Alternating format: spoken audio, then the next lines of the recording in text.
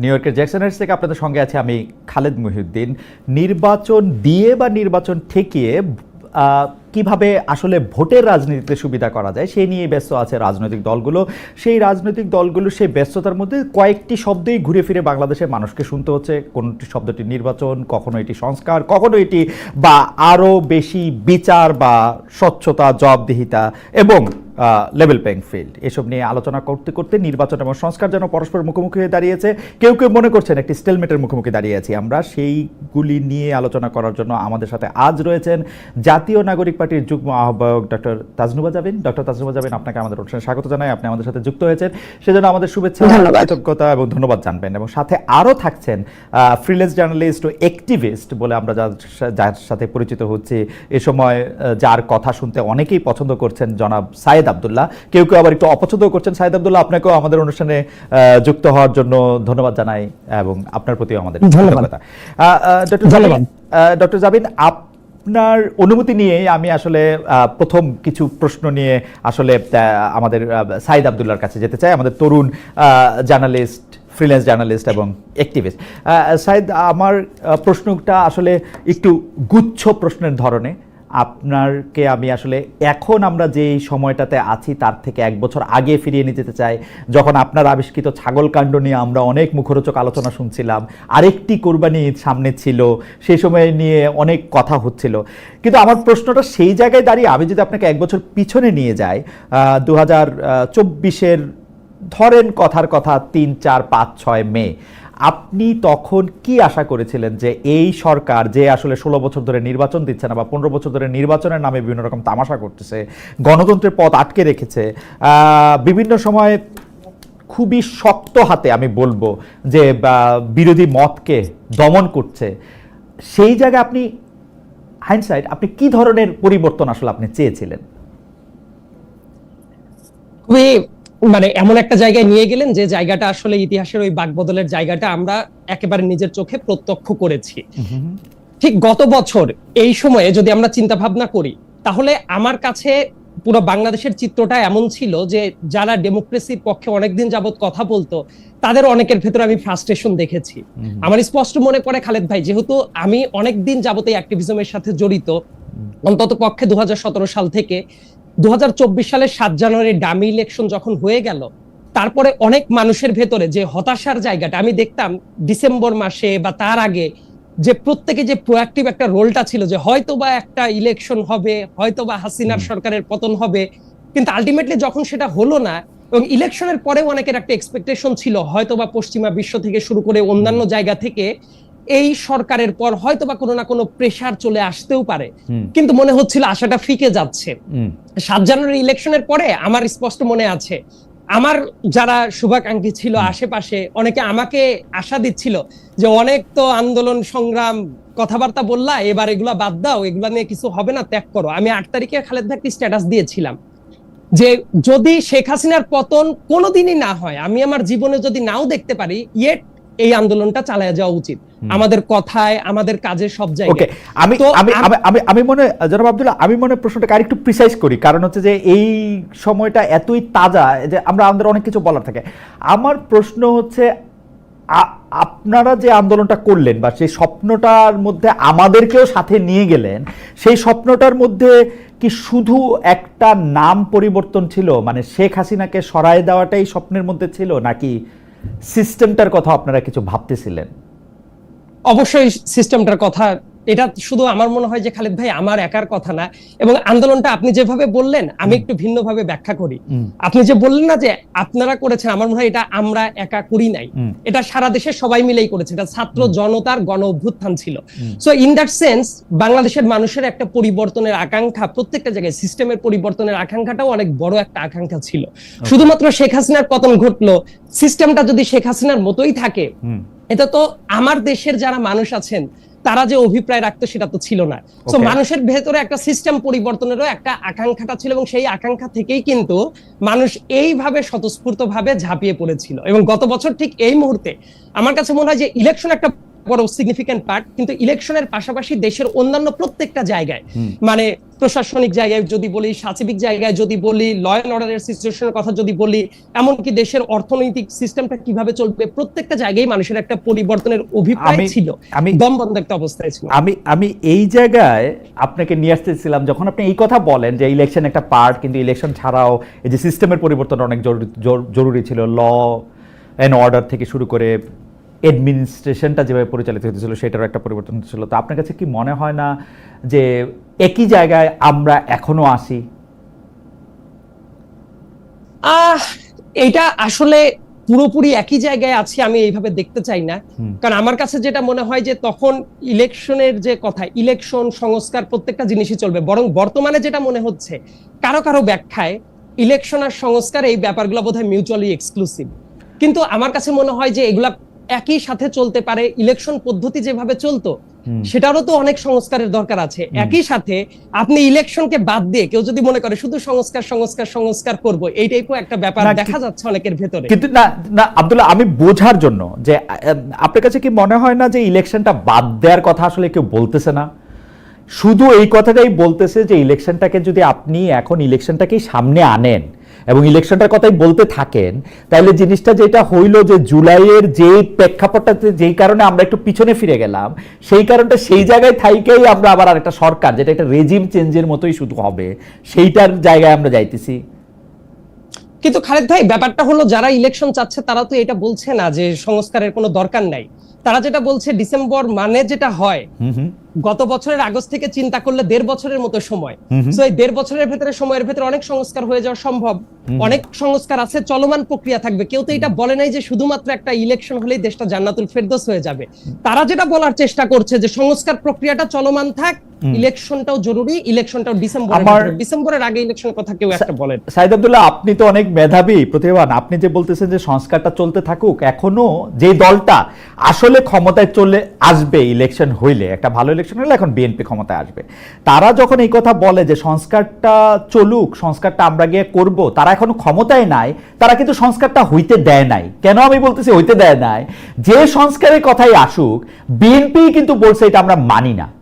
তো যারা এটা মানে না তারা এটা কেমনে করবে? তাদের মতো করে করবে।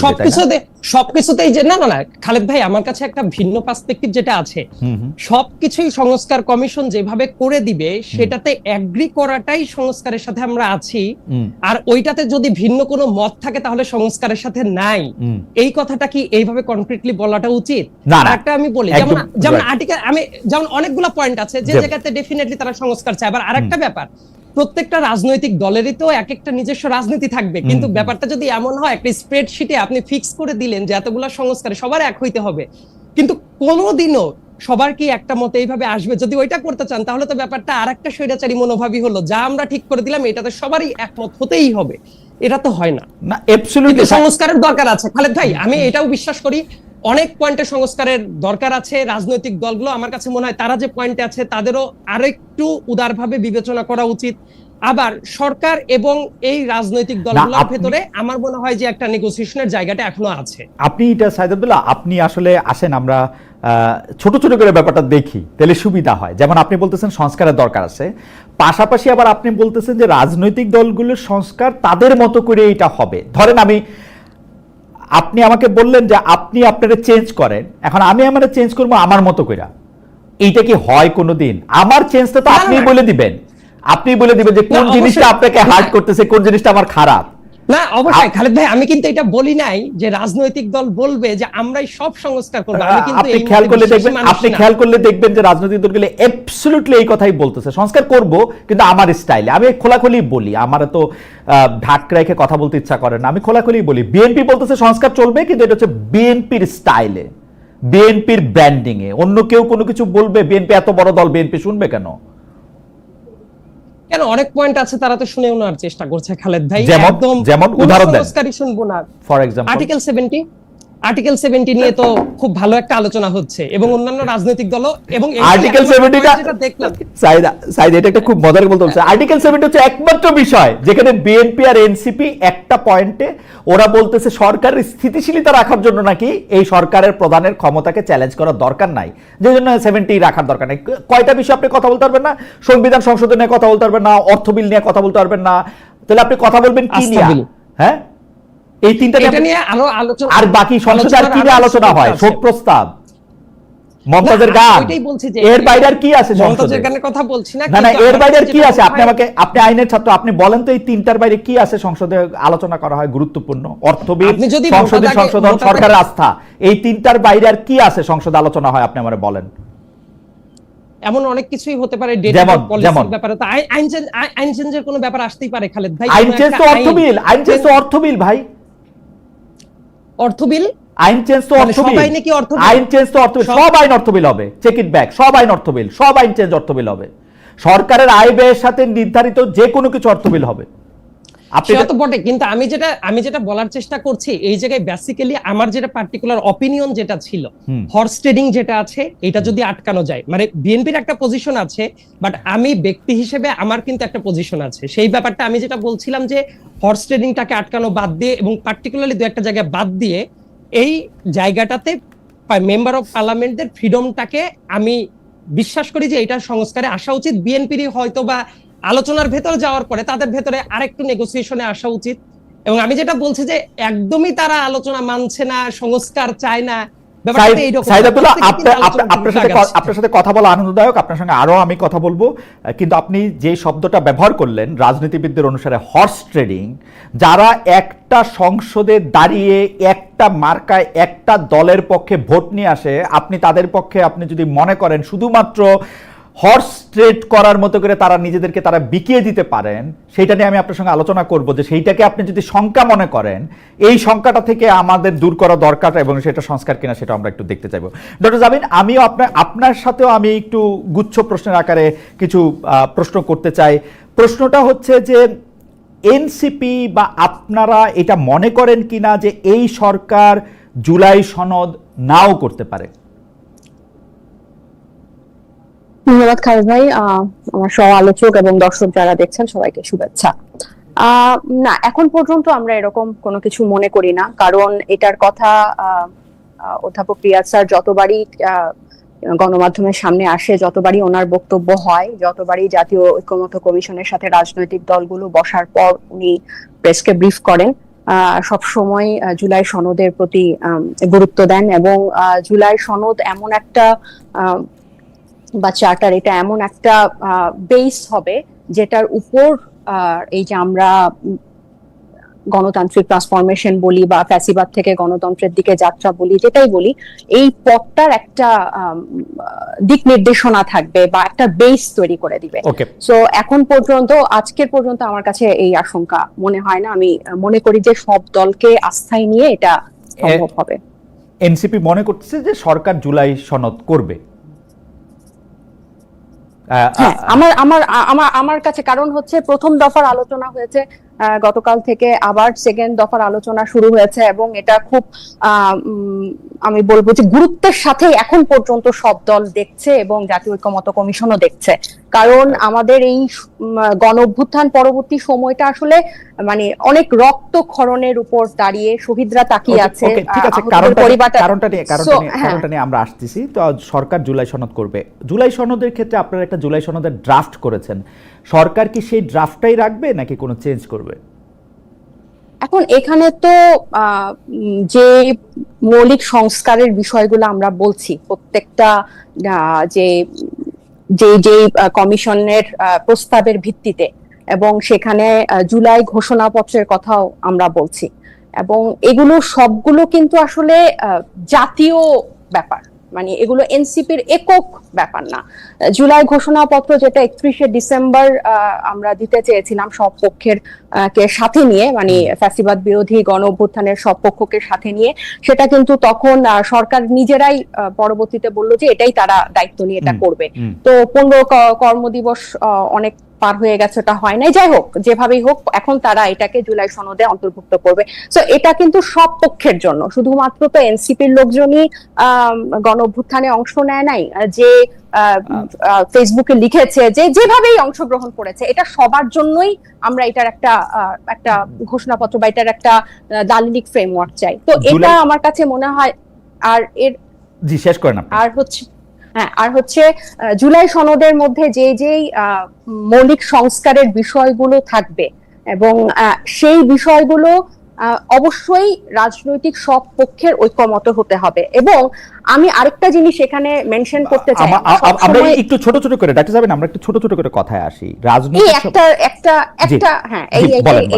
এই কথাটা বলি, রাজনৈতিক সব পক্ষ মানে ইউজুয়ালি কি হয় যে রাজনৈতিক দলগুলোই এরকম পুরো দেশের বড় বড় সিদ্ধান্তগুলো নিয়ে থাকে, বা সংবিধান কেন্দ্রিক হোক বা হচ্ছে যে কোনো আইন, রাষ্ট্র কাঠামোর পরিবর্তন কিভাবে হবে, সব সিদ্ধান্ত। কিন্তু এই গণ অভ্যুত্থানটা কিন্তু এই রাজনৈতিক দলগুলোর কারণেই হয় নাই, বরং সাধারণ মানুষ এইটাতে অংশগ্রহণ করার কারণে, সাধারণ মানুষের নেতৃত্বে কিন্তু রাজনৈতিক দলগুলো গণ অভ্যুত্থানে অংশ নিয়েছে। তো এই গণ অভ্যুত্থানের অনেক বড় একটা হকদার বা অংশীদার হচ্ছে অরাজনৈতিক একটা অংশ। তো রাজনৈতিক দলগুলো যদি ঐক্যমতে পৌঁছাতে না পারে, তাহলে আমাদের মতে এটা অরাজনৈতিক বা এই সাধারণ জনগোষ্ঠীর কাছে কিন্তু চাওয়া উচিত যে একদম প্রিসাইসলি আপনারা এই ব্যাপারে কি চান। আমরা নানা দিকে মানে নিশ্চয়ই যাব। আমি যেটা বলতে চাইতেছি হচ্ছে যে জুলাই সনদের মধ্যে আপনাদের লিখিত কিছু প্রস্তাবনা আছে, আপনারা একটা জুলাই ঘোষণা দিতে চেয়েছিলেন, সেই জুলাই ঘোষণাটা সরকারের কাছে আসে। আপনি বলছেন যে জুলাই সনদে সেটা অন্তর্ভুক্ত হবে, সরকার যেগুলিকে সংস্কার মনে করতেছে ঐক্যমত্য কমিশন সেগুলি থাকতে হবে। দ্বিতীয় তৃতীয় যেটা আপনি বলতেছেন রাজনৈতিক পক্ষগুলি ঐক্যমত্যর মধ্যে থাকতে হবে। তো রাজনৈতিক পক্ষগুলি কারা, মানে এনসিপি, বিএনপি, রাজনৈতিক পক্ষগুলি একমত না হলে কি হবে সেটা আমি পরে আসতেছি। আমি যদি ধরে নেই এনসিপিও আসে এর মধ্যে, তাই না, রাজনৈতিক পক্ষ হিসাবে। তো এনসিপি কি এই জুলাই সনদটা মেনে নিবে কোনো একটা পরীক্ষার উপর ভিত্তি করে, নাকি এই জিনিসগুলি থাকতেই হবে এরকম কোনো একটা জায়গার মধ্যে থেকে আসে যে এই 5টা পয়েন্ট থাকতে হবে, আমরা যেরকম 5টা দফা দেই, 7টা দফা দেই? অর্থাৎ এনসিপির কোনো নির্দিষ্ট প্রেসক্রাইবড একটা কিছু আছে কিনা জুলাই সনদের জন্য? এটা তো একদম ওপেনলি আলোচনা হচ্ছে, তাই না? এখন আমরা জাতীয় ঐক্যমত্য থেকে যে পয়েন্টের ভিত্তিতে প্রিসাইজ হয়ে গেছে, এখন গত 10 মাসে কিন্তু আলোচনাটা অনেক ন্যারো এবং প্রিসাইজ হয়ে গেছে যে কোন কোন ব্যবস্থা, নির্বাচন ব্যবস্থা, জনপ্রশাসনে, সাংবিধানিক দুদকে বা বিচার বিভাগে এখন কিন্তু প্রিসাইজ হয়ে গেছে। সো এই ব্যবস্থাগুলা হলে ভিত্তিতে জুলাই সনদটা হওয়া উচিত। এবং যেহেতু নির্বাচন, আপনি যেটাকে প্রিসাইজ বলতেছেন, আমি এটাকে প্রিসাইজ দেখতেছি না, এর মধ্যে অনেক আলোচনার জায়গা রয়েছে, অনেক গ্রে এরিয়া আছে। পয়েন্টগুলো প্রিসাইজ, হ্যাঁ না, পয়েন্টগুলো প্রিসাইজ। এখন ধরা যাক এই জুলাই সনদ আপনাদের পছন্দ হলো না, এনসিপির পছন্দ হলো না, সেই ক্ষেত্রে আপনারা কি করবেন? সেটা তো মানে পছন্দ অপছন্দ, এটা আমি বারবার বলছি যে এটা ধরেন মানে আমাদের পছন্দ হয়ে গেল, অন্য কারো পছন্দ হলো না, সেটাও তো পছন্দটা আগে বলেন, ঠিক হবে না। আপনাদের পছন্দটা আগে বলেন, আপনাদের, কারণ অন্য কেউ কিন্তু এটা বলে নাই। নাহিদ সাহেব এটা বলেছেন, আপনাদের দলের আহ্বায়ক, যে জুলাই সনদটা হওয়ার পরেই কেবলমাত্র নির্বাচনের ডেট ঘোষণা করা যাবে, তারপরেই কেবলমাত্র নির্বাচন নিয়ে আলোচনা করা যাবে। আপনারা আমি কালকে পুরো আলোচনাটা শুনতেছিলাম, শুধু আপনাদের দলের পক্ষ থেকে এই মতামত দেওয়া হয়েছে যে জুলাই সনদের আগে এই আলোচনাটা করার তারা মানে দেখতেছে না, জুলাই সনদের পরে তারা করবে। তো জুলাই সনদ যদি আপনাদের পছন্দ না হয়, কথাটা ছিল যে জুলাই না, এখানে পছন্দ অপছন্দ না খালেদ ভাই, কথাটা ছিল এরকম যে জুলাই সনদটা হওয়ার পর যাতে নির্বাচনের তারিখটা দেয়, তাহলে হবে কি যে সব, যদি নির্বাচনের তারিখটা আগে ঘোষণা হয়ে যায় তাহলে সব মনোযোগ বা সবকিছু নির্বাচন কেন্দ্রিক হয়ে যাবে, সংস্কারটা ব্যাহত হবে। আর জুলাই সনদে এনসিপির পছন্দ মতো তো সবকিছু থাকবে না, এখানে সব পক্ষের পছন্দ মতো থাকবে। এটা কিন্তু আমাদের পছন্দ কখন হবে, আমরা যে মতগুলা দিয়েছি ওগুলো যদি সব পক্ষ মেনে নেয় তাহলেই না এই ব্যাপারটা ঠিক হবে। আমি এই জায়গাটায় ডক্টর জাবিন, আমি অ্যাবসলিউটলি এই জায়গাটায় আসতে চাইতেছিলাম। এনসিপি মনে করে তাদের মত সব পক্ষ মেনে নেবে, তাই তো?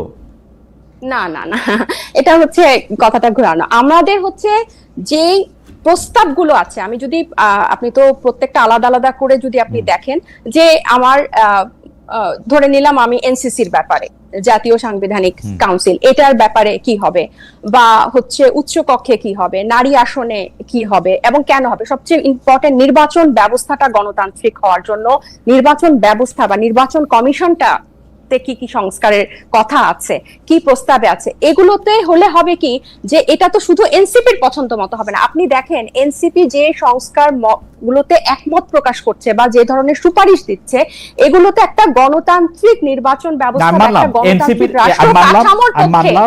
এটা তো এনসিপির প্রপোজাল হচ্ছে, আপনি প্রধান এমন তো না যে প্রধানমন্ত্রী পরপর নাহিদ ইসলাম পরপর 10 বছর মানে 2 টার্মের বেশি নাহিদ ইসলামের ক্ষেত্রে এটা হবে না, নাহিদ ইসলামের ক্ষেত্রেও পরপর 2 টার্মের বেশি, কারণ এনসিপির কোন প্রার্থীর ক্ষেত্রেও পরপর 2 টার্মের বেশি, কারণ নাহিদ ইসলামের পক্ষে এটা বলা সহজ, কারণ নাহিদ ইসলামের পক্ষে এটা বলা সহজ, কারণ নাহিদ ইসলাম প্রধানমন্ত্রী হবেন না, সেজন্য এটা বলা সহজ। আমি যেটা বলতেছি সেটা হচ্ছে যে জুলাই মানে আজকের বাস্তবতায় জুলাই সনদটা যদি এনসিপির তার মানে বাকিরা বলছে কারণ তারা শিওর যে তারা প্রধানমন্ত্রী হবে, তাই পটটা মানে ব্যাপারটা এরকমই তাই পটটা অনন্তকালের জন্য খোলা রাখতে চাচ্ছে। রাইট বিএনপি এরকমই মনে করতেছে যে তারেক রহমান সাহেব প্রধানমন্ত্রী হবেন এবং তিনি যাতে আজীবন প্রধানমন্ত্রী থাকতে পারেন সেইটার একটা ব্যবস্থা যাতে করা যায়। জুলাই সনদটার ক্ষেত্রে আমার কাছে মানে আমি প্রশ্নটা আরেকটু প্রিসাইজ করি যে ধরেন জুলাই সনদটা এনসিপির পছন্দ হইল না, যেগুলি পৃথিবীর সবচেয়ে ভালো ভালো প্রস্তাব জনাব নাহিদ ইসলাম এবং তার দল দিয়েছেন সেগুলি তাদের পছন্দ হইল না, সেই ক্ষেত্রে কি নির্বাচনের ডেট তখন দেয়া যাবে না? মানে আপনাদের টার্গেটটা কি, আইডিয়াটা কি, যে জুলাই সনদটা ধরেন আপনাদের ভালো লাগবে না? আমাদের এটার জন্যই তো আমি আপনাকে শুরুতে কথাটা বললাম। আপনি কিন্তু ব্যাপারটা বললেন না যে যদি সব পক্ষ একমত না হয় এরপর কি হবে। অপছন্দ না হওয়া মানে কি, এনসিপি রাজি হচ্ছে না, এনসিপি একমত হচ্ছে না জুলাই সনদে যেভাবে আছে, তখন কি হবে, তখন কার কাছে যাবে?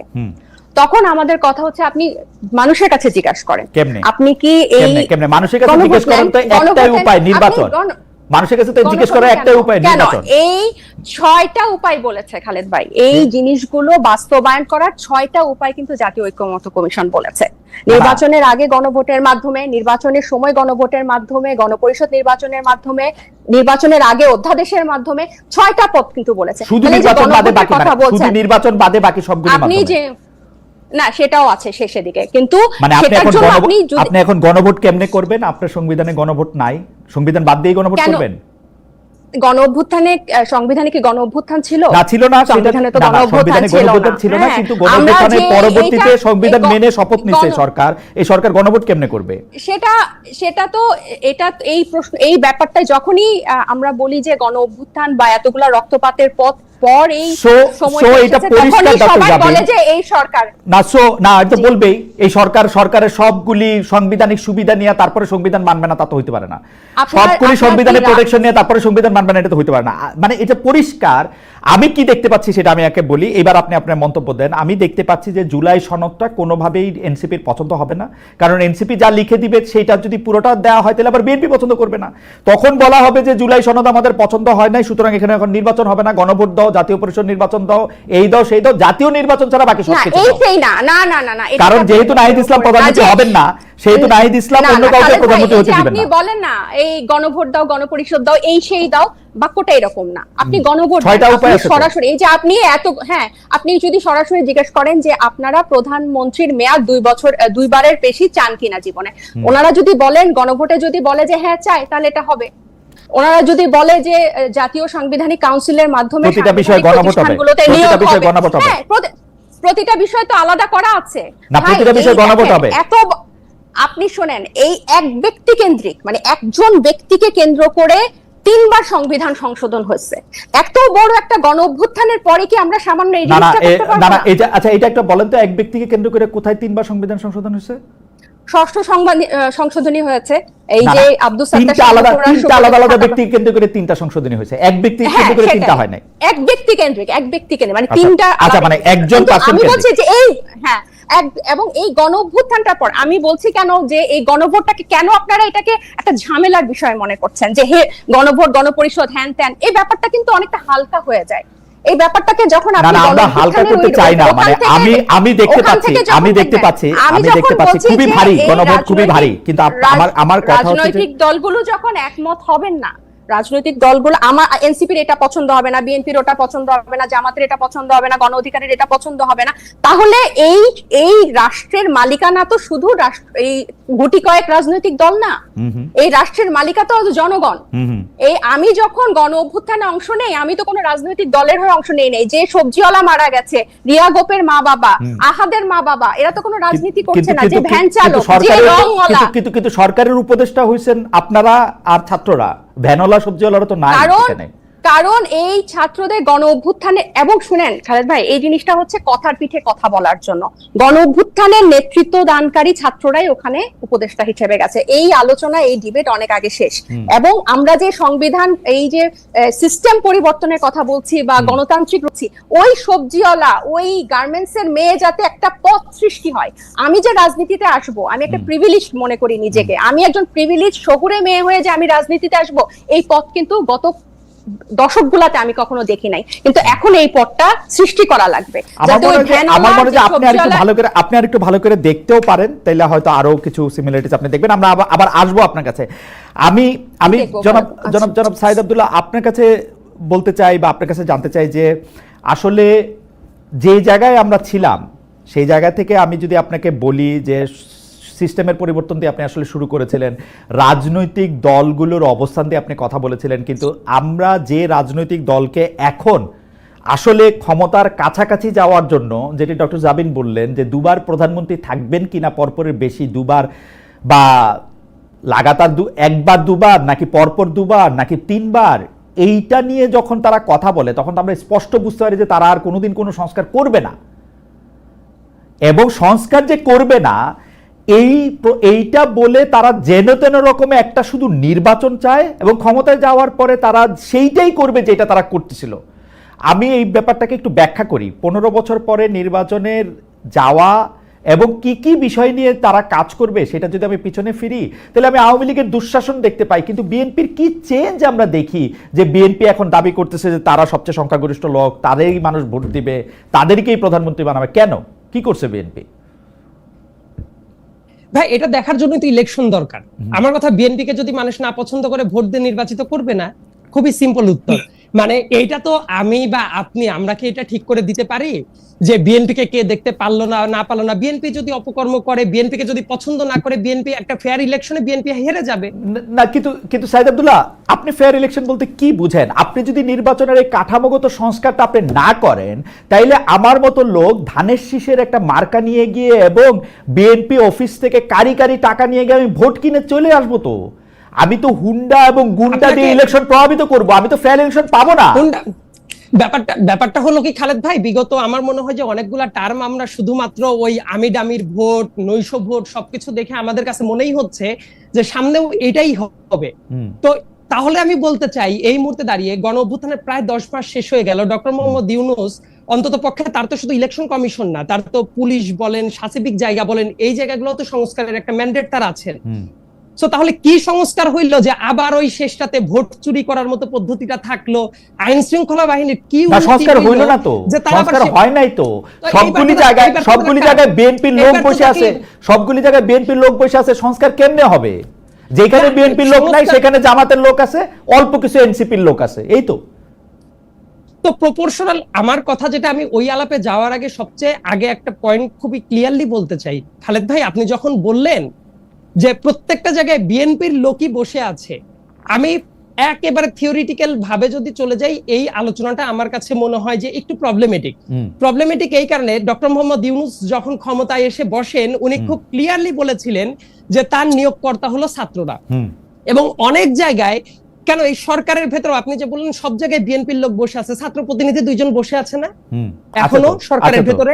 অনেক জায়গায় নিয়োগের বিভিন্ন জায়গায় যে ধরনের কথা বলছেন, এবং আমি প্র্যাকটিক্যালিটি যদি আরেকটা জায়গায় চিন্তা করি যে বাংলাদেশে এই মুহূর্তে সবকিছু বিএনপি কন্ট্রোল করছে, যখন আপনি এই জায়গাটা ধরে নিবেন, তাহলে তো বলে আমি উদাহরণ দেই সাইদ আব্দুল্লাহ, আপনাকে আমি উদাহরণ দেই। অনেক ক্ষেত্রে ডক্টর ইউনূস তার অসহায়ত্বর কথা প্রকাশ্যে বলেছেন, ইঙ্গিতে বলেছেন, আমি প্রকাশ্যে বলি।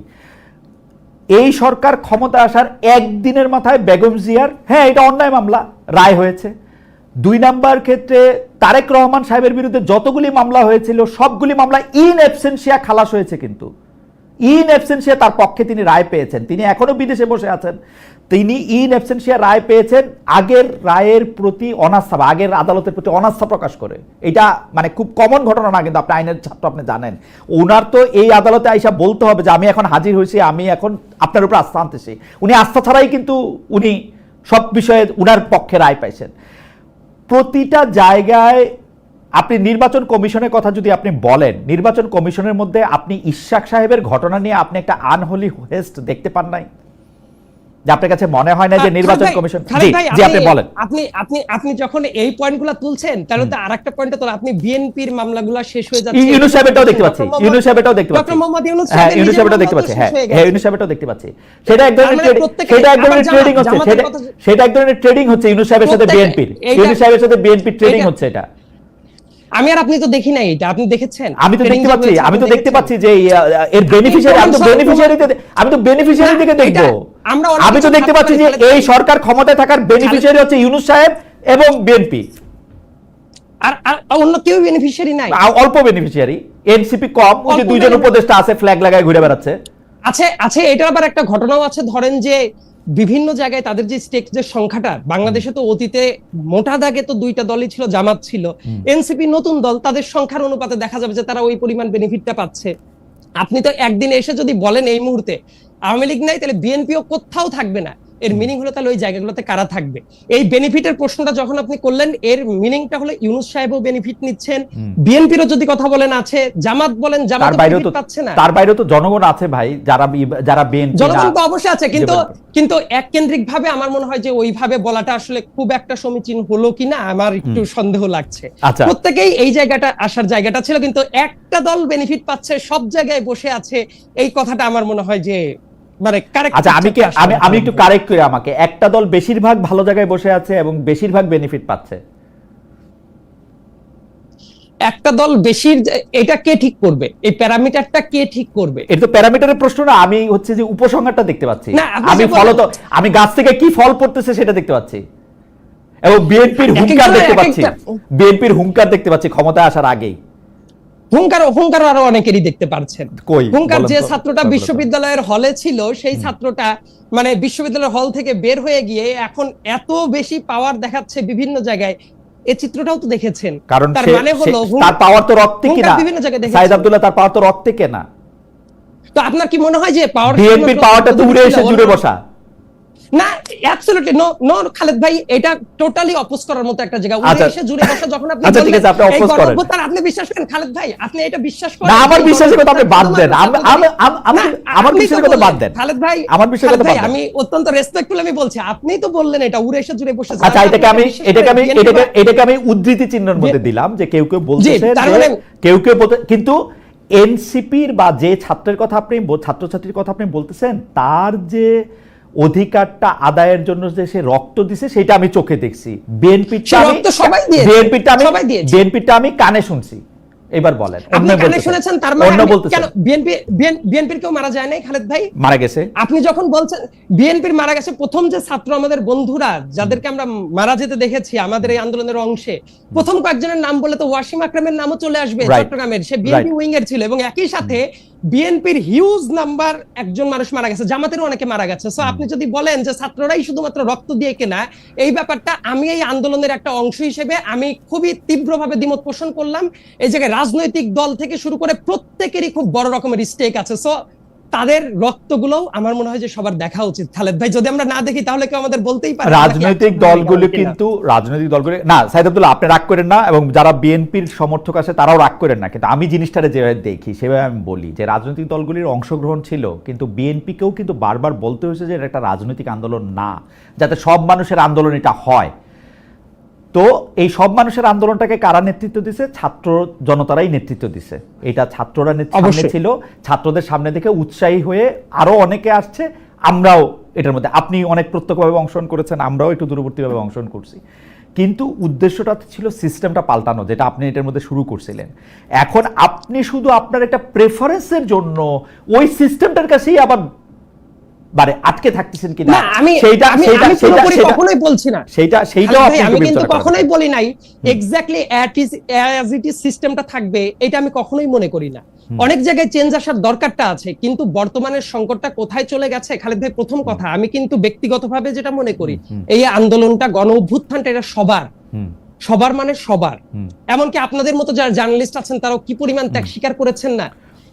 একই সাথে আমি আরেকটা জিনিস বিশ্বাস করি, এই জায়গাটা এসে যাতে এটা ডেড ব্লকে না পরিণত হয়, যে এই যে অনেকেই যে বলে এই সংকটটা আপনি যে আলোচনাটা টানছেন এটা প্রেমিসটা কি, এটার জায়গাটা হলো যে সংস্কার নাকি নির্বাচন। খালেদ ভাই, আমি যদি একটা কাউন্টার প্রশ্ন করি, আপনি কি কখনো মনে করেন যে সংস্কারের কোনো নির্দিষ্ট সীমা আছে যে ওই পয়েন্টে যাওয়ার পরে সব সংস্কার শেষ হয়ে যাবে, তারপর দেশটা জান্নাতুল ফেরদৌসে চলে যাবে? সাইদ আব্দুল্লাহ, আমি কিন্তু সংস্কার না নির্বাচন এই মুখোমুখি অবস্থানের মধ্যে আমি এটাকে কখনো নিতে চাই না। আমি আপনাকে সরল একটা প্রশ্ন করছি, সেটা হচ্ছে যে আপনি সিস্টেমটার পরিবর্তনটার ব্যাপারে যেভাবে কাঙ্ক্ষিত হচ্ছেন না, এবং এটার মধ্যে থেকে আমি শুধু আপনাকে ভাইবা দেখতে বলতেছি। আপনি বলতেছেন এই আন্দোলন সবার, এই সবার মধ্যে কি আপনি এনসিপি রে বাদ দিতেছেন, বৈষম্য বিরোধী ছাত্র আন্দোলনে বাদ দিতেছেন?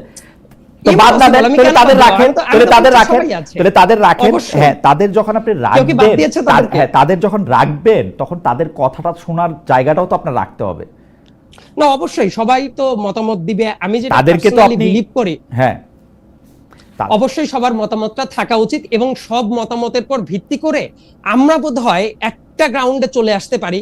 ইয়েস, সবাই সব পয়েন্টে একমত হবে না, আমি এখনো ততটা নৈরাশ্যবাদী না যে সবাই মোটামুটি কিছু পয়েন্টে একমত হবে, এটা আমি অবিশ্বাস করি। আপনার কাছে কি মনে, আমি সরাসরি জিজ্ঞেস করি আপনার কাছে কি মনে হয় না যে বিএনপি সংস্কার সম্পর্কে একটা সাংঘাতিক রিজিড অবস্থানে নিয়ে, এবং দুই, এই আন্দোলনের ভাগাভাগি জায়গায় মানে বিএনপির এটা স্বীকার করতে অসুবিধা কোথায় যে বৈষম্য বিরোধী ছাত্র আন্দোলনের ছাত্রদের নেতৃত্বে শেখ হাসিনাকে এখান থেকে সরাইতে হয়েছে, এখানে কার কি কৃতিত্ব ছিল সেগুলি বলার দরকার তো বিএনপির নাই, নাকি আছে? আপনি কি মনে করেন ওই কৃতিত্বটাও বিএনপি নিতে হবে? এই কৃতিত্ব আসলে আপনি কি শুধু বিএনপিকেই দেখছেন, আর কেউ সেই কৃতিত্ব দাবি করছে না বিভিন্ন জায়গায়? আমি আর কারো কথা ভাবতেছি না, আমি বিএনপি কেন এই কৃতিত্বটা নেয়ার ভাবার কথা ভাবতেছি, এটা আমি ভাবছি। বিএনপি কখনোই বলেছে যে বিএনপি একক কৃতিত্ব নিচ্ছে, অথবা বিএনপি কখনো বলছে যে আমরাই লিড দিয়েছি? এই দুইটা বাক্য খালেদ ভাই কোথাও বলেছে বিএনপির কেন্দ্রীয়? কাছাকাছি, প্রায় কাছাকাছি কথা বলেছে। না, কিন্তু তারা বলেছেন যে বিএনপি না থাকলে নাকি এই আন্দোলন হইতোই না। সেটা প্র্যাকটিক্যাল কারণ, সেটার ভিন্ন অনেক আলোচনা থাকতে পারে, সেই আর্গুমেন্টে আমিই যেতে পারি। কিন্তু খালেদ ভাই, আমি আপনার কথাটাকেই ধরে আমি বলছি, বিএনপির কেন্দ্রস্থানীয় কেউ কি এই দাবি করেছে যে বিএনপির নেতৃত্বে এই আন্দোলন হয়েছে? একটা যদি উদাহরণ আমি পাই তাহলে মনে করবো আপনি যে পয়েন্টটা তুলেছেন না, এরকম বিএনপির নেতৃত্বে আন্দোলন হয়েছে সেটা বলে নাই। বিএনপি যে দাবিটা করে বা আপনি যে দাবিটা করেন, আপনার দাবিটা আমার কাছে খুব সুন্দর লাগছে। সেইটা হচ্ছে যে আপনি বলেন যে একটা জায়গাকে অনেকবার আঘাত করা হলো, 100টা আঘাত করা হলো, 100তম আঘাতে গিয়ে ওইটা ভাঙা পড়লো, তাহলে কি আপনি 100তম আঘাতের কৃতিত্ব দিলেন কিনা? তো সেটা হচ্ছে যে বিল্ডিং এর জন্য ঠিক, এই আন্দোলনের জন্য ঠিক না। এই আন্দোলনটাকে আমি ফুটবল খেলার মাঠের সাথে তুলনা করতে পারি, যেখানে মধ্যে হচ্ছে সারা মাঠ অনেক খেলা হলো, গোল দিল হচ্ছে তাজনুবা জাবিন। আমি তাজনুবা জাবিনকে স্কোরার বলবো, আপনাকে না, আনফরচুনেটলি। আপনি স্কোরার বলবেন, কিন্তু কোনোদিন কি খালেদ ভাই এইটা বলে যে স্কোর করেছে সেই একমাত্র ক্রেডিট দাবি দেয়? হ্যাঁ, অনেকটাই বলে। হেডলাইনটা স্মরণ করেন, মেসির গোলে হারালো অমুক তমুককে। সেটা হেডলাইন, কিন্তু সবসময় কি এটা হয় খালেদ ভাই? বেশিরভাগ সময় হয়। বেশিরভাগ সময় না। আপনি ফুটবল খেলার কথা বলেন, ফুটবল আমারও অনেক প্রিয় খেলা, কিন্তু আপনি যখন চিন্তা করবেন যে একজন স্ট্রাইকার গোল দিল, শুধুমাত্র সেই জিতিয়ে নিয়ে আসলো, এই জায়গাটা বোধ হয় যে ফুটবল খেলা আমার কাছে মনে হয় যে তাদের কৃতিত্বটাকে নিয়ে ভাগাভাগি করতে যাওয়াটাই এইটা বাংলাদেশের রাজনীতিতে একটা আনফরচুনেট জায়গা হচ্ছে। তাদের কৃতিত্ব তাদের জায়গায় দেওয়া দরকার ছিল।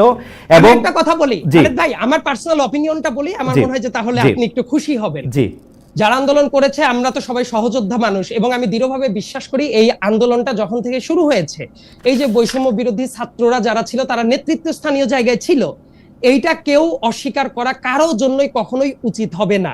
একই সাথে এই পয়েন্টটা এইভাবে আসা উচিত, তাদের আন্দোলনে কোটা সংস্কার আন্দোলনটা শুরু হলো, কোটা সংস্কার আন্দোলন ধীরে ধীরে গণ অভ্যুত্থানের দিকে এগিয়ে গেল, এবং রাজনৈতিক দলগুলো খুবই গুরুত্বপূর্ণ রোল প্লে করেছে। মানে ছাত্রদের স্টেকও থাকবে, রাজনৈতিক দলগুলোকেও আপনি একদম নালিফাই করে দিবেন, সেটাও একটা নালিফাই। আমার মনে হয় যে নালিফাই প্রশ্নটা কোথা থেকে আসলে এটা আমি বুঝতে পারতেছি না। সাইদ আব্দুল্লাহ, আমরা আবার আসি আপনার কাছে। অনেকেই এই কথাও বলে যে রাজনৈতিক দলগুলো কিছু ছিল না, রাজনৈতিক দলগুলো এই কথা বহু মানুষ বলে, রাজনৈতিক দলগুলো কিছু ছিল না।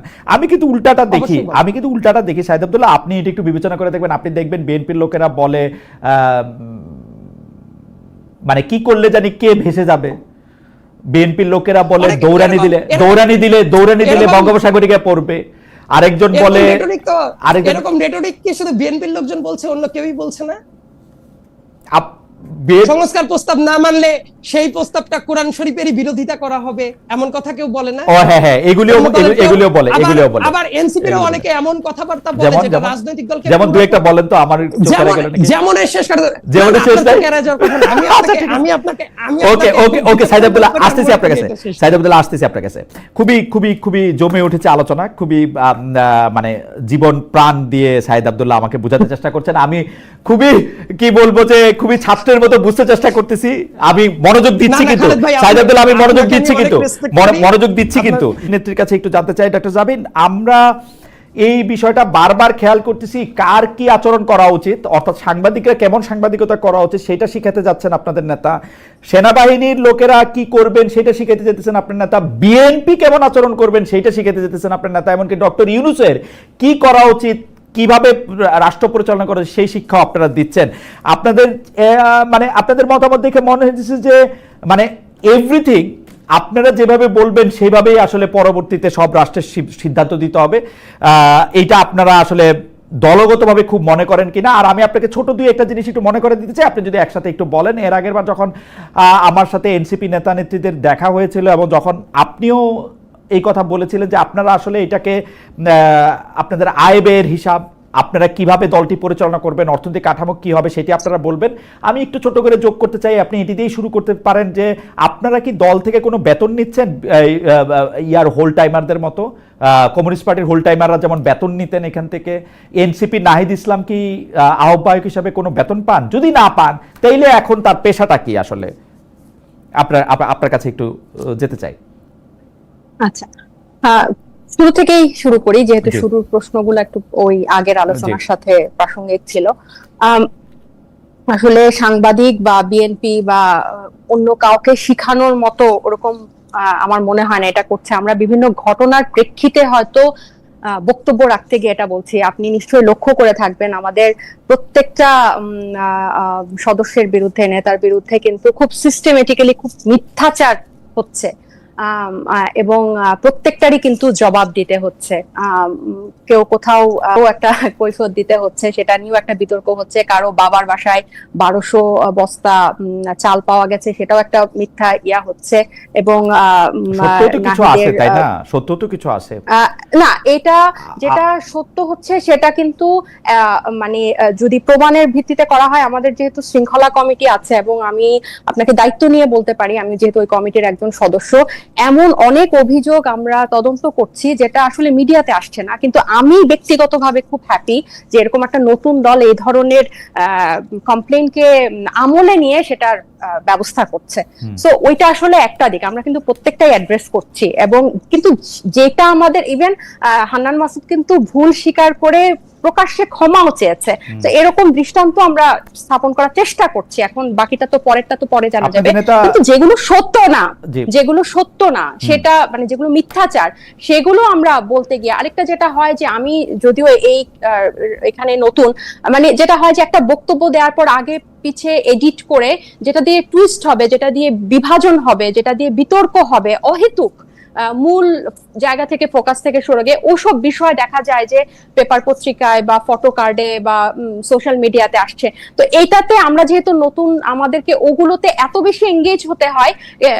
আপনি ভিউ বলেন বা ওইদিকেই আপনার সাথে এই ব্যাপারে নিশ্চয়ই আমার মানে ইনফরমেশন দিয়ে নিশ্চয়ই আপনার সাথে আমার আর্গু করতে হবে না। যে আমার কাছে মনে হয় যে জনাব আসিফ মাহমুদ সজীব ভুঁইয়ার যে এপিএস এর ইয়ার করা হলো, সেই ক্ষেত্রে এনসিপির কি অবস্থান ছিল, আমার কাছে নিশ্চয়ই এটা বলতে হবে না যে অন্যান্য জায়গায় যে স্পষ্টভাবে বোঝা যেতেছে যে কোন জায়গা থেকে এনসিপি কোথায় বাড়ি ভাড়া দিয়ে অফিস করতেছে, কেন উপদেষ্টাদের সুরে এনসিপি নেতৃবৃন্দ কথা বলতেছেন, এনসিপি নেতৃবৃন্দ কেন বাংলাদেশ সরকারকে প্রোটেক্ট করেন, কেন সার্জিসের অবস্থান সেনাবাহিনীর ক্ষেত্রে স্পষ্ট অবস্থান দেখতে চান, কেন তার গাড়ি নিয়ে কথা, এগুলি নিয়ে আসলে কথাগুলি খুবই মানে আমি কি বলবো যে আপনি জানেন যে অনেকগুলি অভিযোগের ক্ষেত্রে মানে আপনি মিথ্যা অভিযোগ বলতেছেন কিন্তু সত্য অভিযোগও কিন্তু আসলে অনেকগুলি আছে।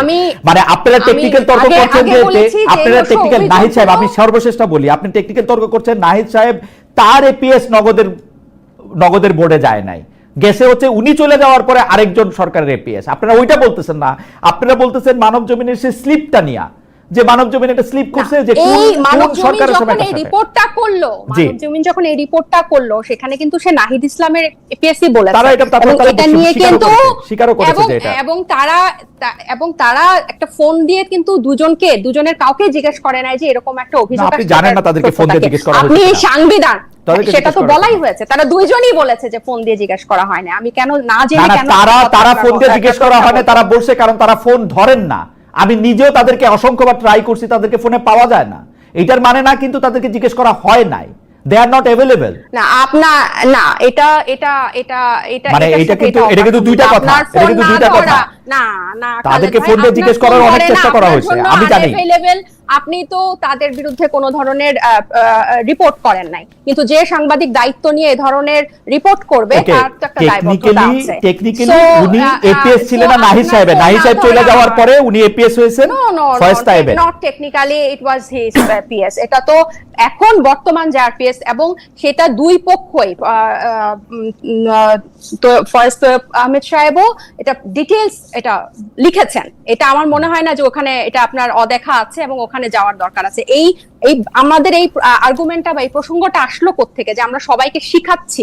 আমরা কিন্তু শিখাচ্ছি না। আপনার যদি ভুল হয়, প্রমাণ থাকে, সেটা স্পষ্টভাবেই কিন্তু আসছে এবং চতুর্দিক থেকে আসছে, সিস্টেমেটিক্যালি আসছে।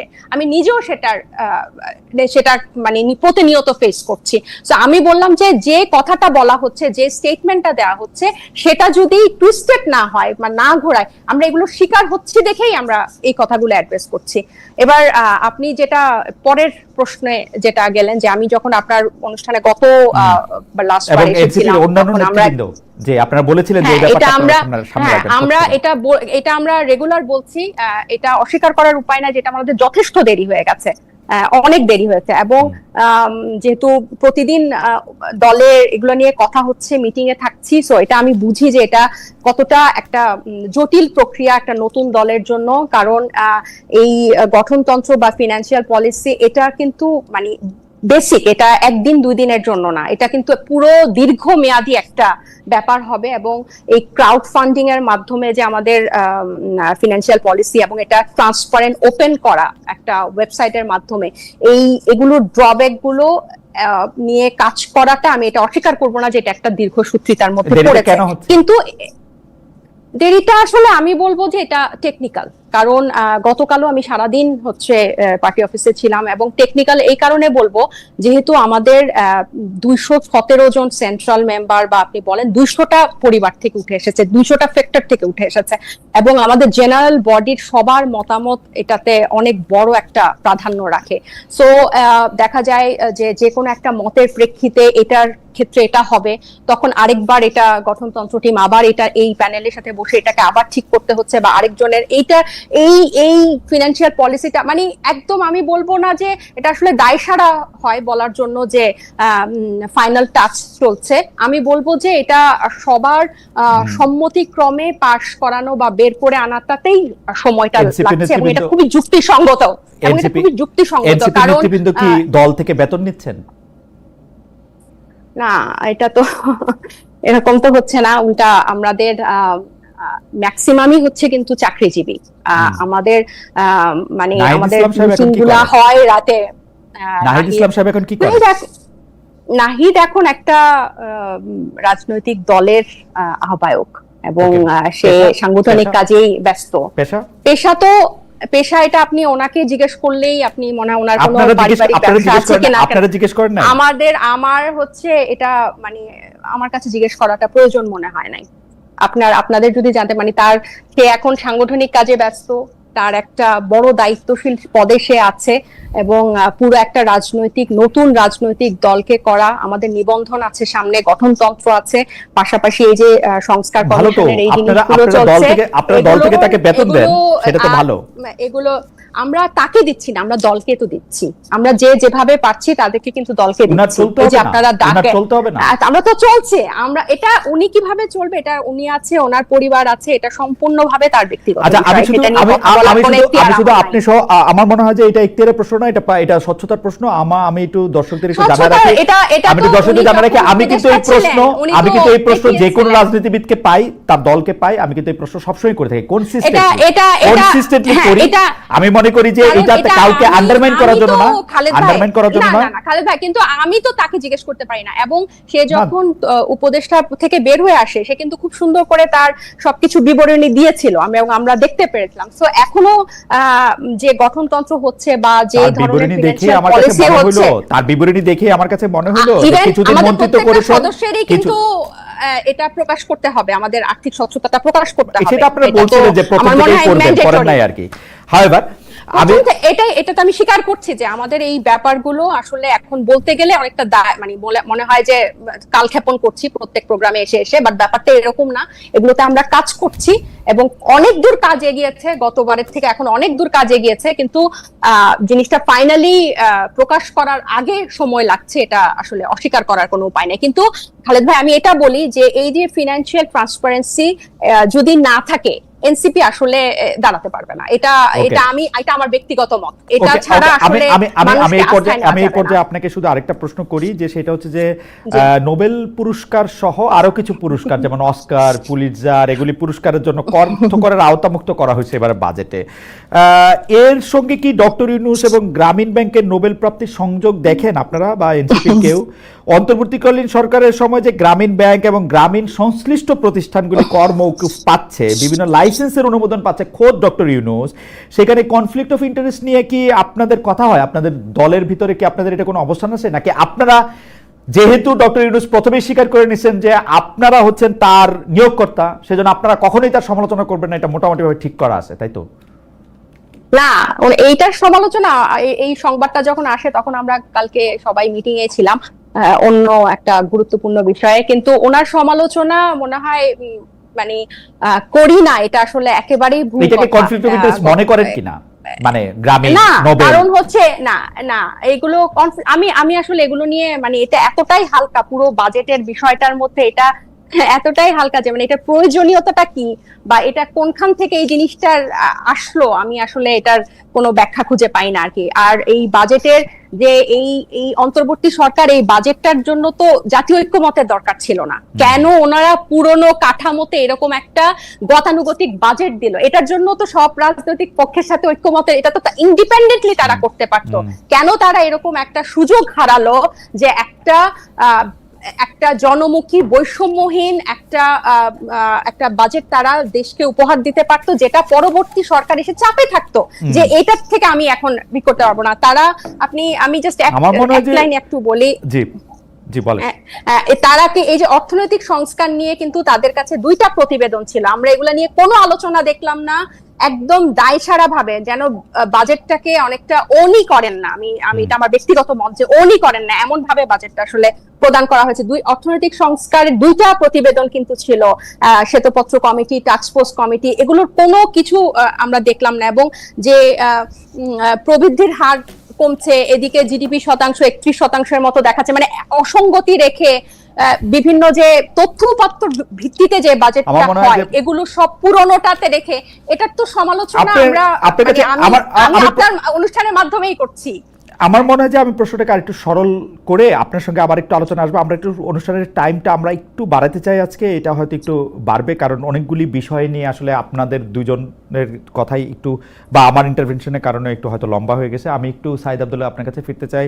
সাইদ আব্দুল্লাহ, আমি একটু বাজেটের প্রসঙ্গে আসি, যে বাজেটটা দেওয়া হয়েছে সেই বাজেট আসলে বিএনপি বলি, জামায়াত বলি, এনসিপি বলি, কোনো দলই আসলে সে প্রশংসা করে নাই। আমরা কিন্তু সব যে সিভিল সোসাইটি বলে আমি যাদেরকে চিনি তাদের কেউ কিন্তু আসলে এই বাজেটটার আসলে খুব ভালো কথা বলছে এরকম না, বরং আমার কাছে মনে হচ্ছে যে আওয়ামী লীগের আমলের ধারাবাহিকতাই এই বাজেটটার মধ্যে এটার মধ্যে বেশি পড়ছে।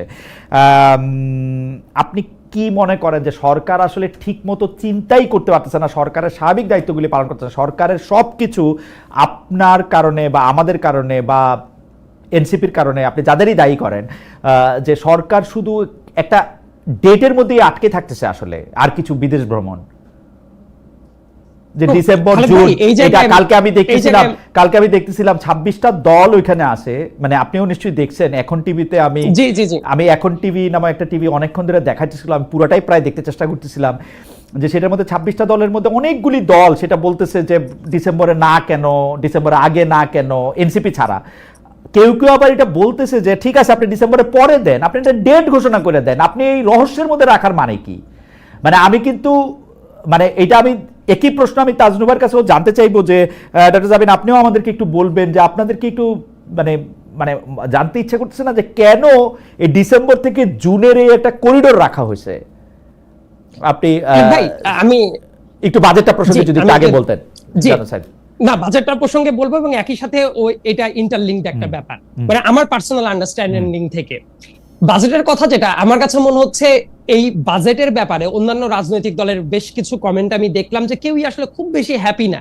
কিন্তু অ্যাপার্ট ফ্রম দিস থিং, এই বাজেটটা তারা যদি মানে তাদের দৃষ্টিতে যদি অনেক বেশি আধুনিক করার চেষ্টা করতে, সবকিছু করার চেষ্টা করতে, এই জায়গায় কিন্তু অন্য জায়গায় রাজনৈতিক দলের যেভাবে কমেন্ট গুলা ছিল, অন্তত এইটা করার ক্ষেত্রে কিন্তু ওই জাতীয় কমেন্টটা ছিল না। এবং আপনি তাহলে বলতে পারেন যে তাহলে এটা কেন হলো না? আমার কাছে মনে হচ্ছে এই সরকার একটা জায়গায় ফোকাস করেছে যে ইলেকশন ডিসেম্বর থেকে জুন, কম সংস্কার চাইলে ডিসেম্বর, বেশি সংস্কার চাইলে জুন। এবং একই সাথে আমি প্রসঙ্গটা আনছি কারণ আমার কাছে মনে হচ্ছে ইন্টারলিঙ্ক। উনি জাপানে গিয়ে, আপনি একটু আগে প্রসঙ্গটা চমৎকার ভাবে অবতারণা করেছেন, উনি জাপানে গিয়ে বললেন একটা দল ছাড়া কেউ আসলে ডিসেম্বরে ইলেকশন চায় না, মানে একটা দলের দিকেই কামান দাগানোর চেষ্টাটা করলেন। হোয়ারএজ বেশ কয়েক মাস আগে থেকেই অনেকগুলো দল, আমার কাছে মনে হয় সাইদ আপনি খুবই আমি আপনার একটু অনুরোধ করি যে আমরা কি ডক্টর ইউনূসের ভুল অনুবাদ করলাম? আমার কাছে কিন্তু ইংরেজিটা শুইনা মনে হয়েছে একটা দল ডিসেম্বরে নির্বাচন চায়, একটাই দল ডিসেম্বরে নির্বাচন চায়, এটা উনি বলেন নাই। একটা দল চায় মানে কি ওয়ান পার্টি মানে কি ওয়ান ভেরি গুরুত্বপূর্ণ পার্টি, এইটা উনি মিন করছেন, এটা আমার ওনার কথা শুনে মনে হয়েছে।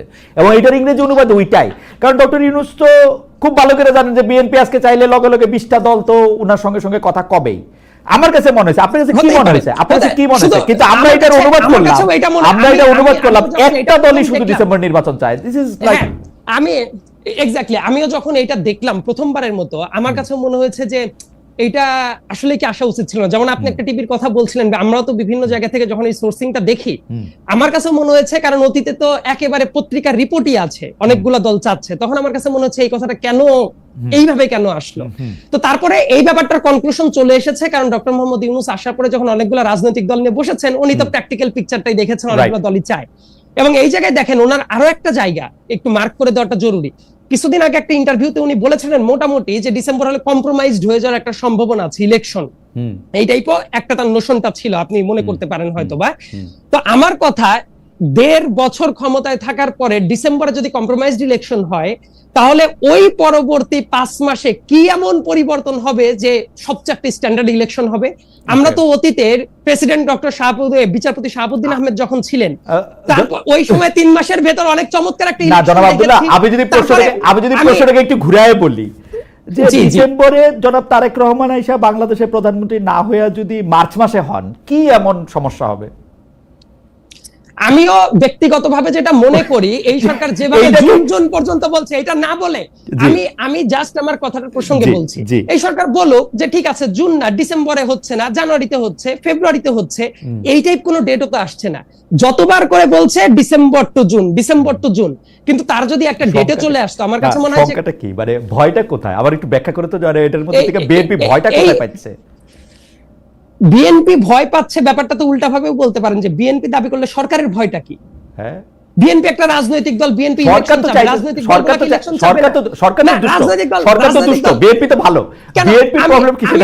আমি ভালো খারাপ, খালেদ ভাই, ভালো খারাপ এই ডিসিশন নেওয়ার আমিও কেউ না, আপনিও কেউ না, আমি তো নাই, আমি ওই আলোচনা না যাই। রাদার আমি বলি ব্যাপারটা হলো, আপনি যে প্রশ্নটা করলেন সরকার কিসের এত ভয় পায়, এটাও তো তাহলে একই সাথে আলোচনা হওয়া দরকার, তাই সরকারের এত ভয় কিসের?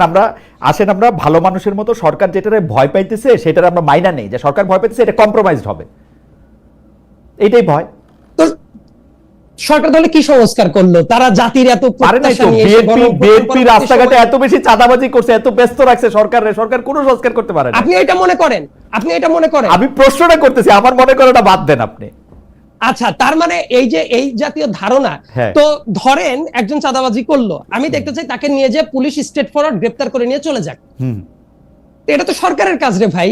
সরকারের সরকার এখন দেখেন সিনারিওটা আমি বলি, সরকার ব্যর্থতার দায়ভার কিভাবে চাপায় এই উদাহরণটা আমি দিব খালেদ ভাই। আমার মনে হয় যে একটু যদি ফ্রিলি আমি বলতে পারি জি, তাহলে উদাহরণটা দিতে বলেন পারি। 1 মিনিটে বলেন। জি, সুস্পষ্ট একটা উদাহরণ, সাবেক রাষ্ট্রপতি আব্দুল হামিদ যখন এয়ারপোর্ট দিয়ে চলে গেল, অ্যাজ ইফ সরকারের কেউই জানতো না, কিন্তু পরবর্তীতে বিভিন্ন ডকুমেন্ট নিয়ে খুবই ক্লিয়ারলি দেখা গেল যে ওই জায়গায় বর্তমানের এসবি ডিআইজি ইমিগ্রেশনের দায়িত্বে যিনি আছেন এবং এসবি চিফের যারা দায়িত্ব আছেন তাদের প্রত্যক্ষ পারমিশনের ভিত্তিতে তারা এয়ারপোর্ট ছেড়েছেন এবং ভিআইপি ট্রিটমেন্টেই আব্দুল হামিদ এয়ারপোর্টটা ছেড়েছেন। স্বরাষ্ট্রমন্ত্রী বলেছিলেন বড় গলায় যে এটার তদন্ত করে যদি না বের করতে পারেন পদত্যাগ করবেন, কমিটিও খুলে দিয়েছিলেন। প্রথম কথা তার পদত্যাগ করা উচিত, এক্ষেত্রে আমি আপনার সাথে একমত, এবং স্বরাষ্ট্রমন্ত্রীর উচিত সরকার প্রধানের দিকে আঙ্গুল তোলা। না, শেষ হয় নাই, আমি আসছি। দেখেন, ঠিক এইটার জন্য পরবর্তীতে একজন নায়িকা নুসরাত ফারিয়া, ওই নুসরাত ফারিয়া ভালো কি খারাপ কি অমক তমক আমি এই আলাপে যাচ্ছি না, কিন্তু উনাকে এয়ারপোর্ট থেকে যেতে দেওয়া হলো না, গ্রেপ্তার করে নিয়ে যাওয়া হলো। তার পরবর্তীতে তাকে যে মামলা গ্রেপ্তার দেখানো হয়েছিল, মানে 300 আপনি কথাটায় আসেন যে নুসরাত ফারিয়ার উপর অন্যায় হয়েছে, আমি আসছি ওই পয়েন্টে আমি আসছি। তারপরে স্বরাষ্ট্র উপদেষ্টা কি বক্তব্য দিলেন যে ছেড়ে যদি দিতাম তাহলে তো বলতেন ছেড়ে দিলাম কেন। উনি তো শপথ নিয়েছিলেন আবেগ বিরাগের মানে বশবর্তী হইয়া উনি কাজ করবেন না। তার মানে উনি কি এই জায়গায় আবেগ বিরাগের বশবর্তী হইয়া আব্দুল হামিদ যে চলে গেছে এই ব্যর্থতাটা ঢাকার জন্য আর একজনকে নিয়ে এসে এই যে কাজটা করছে, তার মানে সরকার কিভাবে ব্যর্থ হচ্ছে এই দেখে, এটা কি রাজনৈতিক দলের? আপনি যে বললেন একটু আগে যে বিএনপির জন্য কোনো কাজ করতে পারছে না, এই জায়গায় বিএনপির ইম্প্যাক্টটা কোথায় ছিল যে কারণে এত বড় একটা ব্লান্ডার করে বলবেন? এই জায়গায় ছিল না, নানা জায়গায় ছিল আর কি। এরকম আরো বহু জায়গা আছে খালেদ ভাই, এরকম বহু জায়গা আছে। আপনি দেখেন মাঠ পর্যায়ে আপনি খোঁজ নেন, সাইদ আপনি মাঠ পর্যায়ে খোঁজ নেন। আমি তো বাংলাদেশের সাথে কানেক্টেড থাকি, মাঠ পর্যায়ে কিন্তু প্রতিটা ক্ষেত্রে, প্রতিটা থানায়, প্রতিটা উপজেলায়, প্রতিটা টেন্ডার ভাগিতে, প্রতিটা মানে আপনারে বিএনপির লোক কইব যে ওর সাথে আপনি গেঞ্জাম আসেন আমি নেগোসিয়েশন করে দিচ্ছি, থানা দিয়ে আপনি কি করবেন বা আমার সাথে নেগোসিয়েশন করবেন না, মামলাগুলি আমি আপনার এগেইনস্টে দিব। আপনি খোঁজ নিয়ে দেখেন সাহেব, মানে আমি বাড়ায় বলতেছি।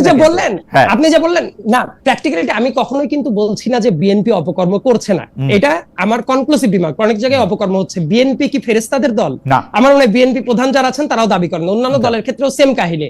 এই যে ছোট্ট একটা দল এনসিপি, এই এনসিপি তো থানায় কেউ গ্রেফতার করলে তারা গিয়ে ছাড়ানোর জন্য চলে যায়, জামাতেরও অনেক জায়গায় হচ্ছে। তার মানে এটা বাংলাদেশেরই পিকচার। এবং আমি কিন্তু কখনোই বলছি না যে এই দলটা কোনো অপকর্ম করছে না, আমি কি বলছি খালেদ ভাই? তার মানে আমার আর আপনার মতামতের জায়গায় পার্থক্য নেই। আমি যেটা বলার চেষ্টা করছি, প্রত্যেকটা ব্যর্থতার জায়গা রাজনৈতিক দলের পর যখন কামান দাগাবে, এর মিনিংটা হইল এই সরকার নিজেও অনেক জায়গায় বড় বড় ব্যর্থতা স্বীকার করে নিচ্ছে। এইবার আমি আসি বাজেটের ব্যাপারটা নিয়ে, একটু দ্রুত বলে শেষ করে দেন। জি। তার মানে দেখেন, সরকার যদি এই জায়গায় অনেক ধরনের কাজ করতে, যেমন কালো টাকা সাদা করার যে পদক্ষেপ বা বিভিন্ন জায়গায়, এটা নিয়েও কেউ কেউ কথা তুলছে। ওই যে আপনি পুরস্কারগুলো নিয়ে কথাই বলছিলেন, ডক্টর মোহাম্মদ ইউনূসের কথা বলেছেন, তারও দুই একটা রেফারেন্স আছে। এই সরকারের উপদেষ্টা মণ্ডলীর ভেতরে এমনও আছেন যেমন ম্যাগসাসাই অ্যাওয়ার্ডও তারা পেয়েছে। তো ওই যে 9টা অ্যাওয়ার্ডের কথা বলছেন, তার ভেতরে কিন্তু অন্য আরো কয়েকজন আছেন। সো বিভিন্ন জিনিস যেটা আমার কাছে আইনে কি বলে একটু ছোট করে জানেন, আইন কি বলে, যখন এই আইন ছিল না তখন আমি কর দিছি, পরে আইন হয়েছে, তারপরে কি আমার ভূতপূর্ব পুরস্কারের কর মাফ হয়ে যাবে? এটা তো সম্ভব না। না, এটা হওয়ার কথা। আমার পুরো ব্যাপারটা রাইট, তাহলে তাদেরকে তো এটার বাইরেই রাখা যায়, তাদেরকে তো এটা বাইরেই রাখা যায়। আমি ওইটাই বলছি, কিন্তু ভবিষ্যতেও এই কাজটা আপনি যেহেতু অবতারণা, ভবিষ্যতে নোবেল আর কে পাবে আপনি ছাড়া, তাও একটু দেরি হবে তো।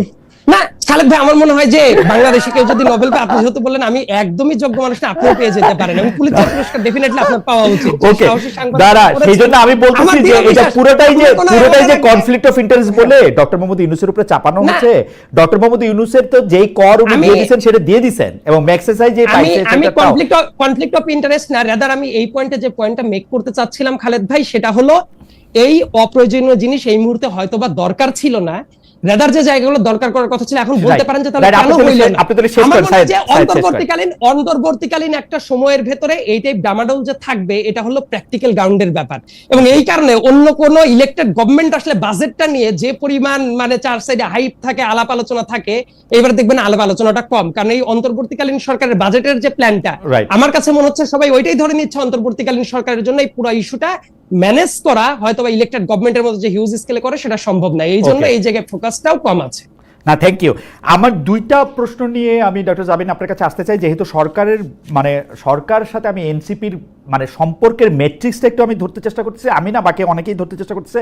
আমি এইটা বলি যে বিগত সরকারের আমরা অনেক কঠোর সমালোচনা করছি, এখনো করতেছি, সেটা হচ্ছে ভারতের সঙ্গে বাংলাদেশের যে পলিসি ছিল সেই পলিসির কঠোর সমালোচনা। কিন্তু আমরা দেখতেছি যে ভারত আজকে ইচ্ছে হইতেছে, কালকে ট্রান্সশিপমেন্ট বাতিল করে দিচ্ছে, পরশু ভিসা নেওয়া কঠিন করে দিচ্ছে, কিন্তু বাংলাদেশের যে ভারতের সঙ্গে চুক্তি আছে, যেগুলি আমরা বলে আসছি এতদিন ধরে যে ভারতের ফরে চুক্তি, সেই চুক্তিগুলি প্রকাশ্যে আনার দাবি আমরা করতেছিলাম, সেই দাবি এনসিপি করতেছে কিনা, এবং ভারতের সাথে সেই চুক্তিগুলি বাতিল করার জন্য ডক্টর ইউনূসের উপর চাপ সৃষ্টি করতেছে কিনা। ডক্টর ইউনূস লিপ সার্ভিস দিচ্ছেন, তিনি ভারতের বিরুদ্ধে অনেক কাজ করতেছেন, কিন্তু আমরা একটা প্র্যাকটিক্যাল কাজ আমরা দেখি নাই যেটা ভারতের স্বার্থের বিরুদ্ধে গেছে। আই রিপিট, একটা দেখি নাই। আপনারা এনসিপি এটাকে কিভাবে দেখেন ভারত বাংলাদেশ সম্পর্কের ক্ষেত্রে ডক্টর ইউনূসের সরকার? এটা নিয়ে আসলে চুক্তির থেকেও বড় যে বিষয়টা আমি এখন আপনাকে একটু দেখি, যে এই বিভিন্ন বর্ডার দিয়ে পুরো দেশে, আমাদের দেশে যে বিভিন্ন বর্ডার আছে, আজকের নিউজ আপনাকে আমি বলছি যে প্রায় 2000-এর মতো পুশিন হয়েছে, এবং পররাষ্ট্র উপদেষ্টাকে আমি দেখলাম যে অনেকটা উনি সারেন্ডার, যে দিল্লিকে চিঠি দিবেন, এবং এই পুশিন ঠেকানো যাচ্ছে না। এই যে পুরো বর্ডার দিয়ে যে প্রতিদিন ভারতীয় অবৈধ ভারতীয়দেরকে যে ঠেলে ঢুকানো হচ্ছে, এটার ব্যাপারে আমি কোনো ধরনের এখন পর্যন্ত কোনো রাষ্ট্রীয় বিবৃতি বা কোনো স্টেটমেন্ট বা কোনো ধরনের স্টেপ আমি কিন্তু এখনো দেখি নাই। সো এটার একটা বড় সমালোচনার জায়গা এবং বড় একটা দুশ্চিন্তার জায়গা। আর এই চুক্তি বা এই বিষয়গুলো নিয়ে আমরা বা আমাদের এই গণ অভ্যুত্থানের পরে যে আধিপত্যবাদ বিরোধী যে আমাদের একটা অবস্থান, এটা আমরা একদম শুরু থেকেই আমরা কিন্তু জানিয়ে আসছি। এবং আপনারা যখন জানিয়ে আসছেন তখন শুধু গত সরকারের সমালোচনা করতেছেন, কিন্তু আমি কিন্তু এনসিপির কাছে মাধ্যমে এই দাবি জানাতে চাই যে গত সরকারের সম্পাদিত চুক্তিগুলি ডক্টর ইউনূস সামনে আনুক, এবং তারা কেন এটা বাতিল করতেছে না, এই সরকার এটার জবাব দিক। না, সেটা এই এই চুক্তিগুলা সামনে আনার কথা বা দাবি, এটা আমি জানি না আপনি মিস করেছেন কিনা, এটা আমরা আমাদের বিভিন্ন জনের বক্তব্যে, আমাদের কথাবার্তায় সবসময় ছিল। যেহেতু বর্তমানে সংস্কার এবং নির্বাচন এবং এই কেন্দ্রিক আলোচনা রাজনৈতিক প্রাঙ্গণে বেশি হচ্ছে, হয়তো এর মধ্যে আপনি শোনেন নাই, কিন্তু এগুলো কিন্তু আমরা এনসিপি না, তার আগে থেকেই 5th আগস্টের পর থেকেই আমরা যেই প্ল্যাটফর্মে সংগঠিত হচ্ছিলাম, নাগরিক কমিটি, এরপরে এনসিপি, আমরা সবসময় এই চুক্তিগুলোর কথা কি আছে এগুলো আপনারা কিন্তু বলেছেন যে গত সরকার অনেকগুলি চুক্তি এরকম করেছে, কিন্তু এই সরকার যে এগুলিকে বাতিল করতেছে না, এরকম কথা আপনারা বলছেন, আমি আসলেই শুনি নাই।